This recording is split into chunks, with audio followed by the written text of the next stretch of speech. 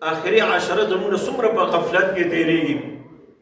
آخري عشره کې زمونږ عبادات کم شي، د مونځونو اهتمام کم شي، د جماعت سره د جمع موس ادا کول کم شي، ذکر و اذکار کم شي، تلاوت کم شي. ولې اولنو شپو ورځو کې مونږ عبادت وکړو، تراویح وکړو، ختم وکړو، ځان له تلاوت وکړو، او د آخري عشره چې کم دی مونږ هغه بیا په غفلت کې تیریږي. دا ډېر د نقصان خبره ده چې په آخري عشره کې زمونږ غفلت سیوا شي.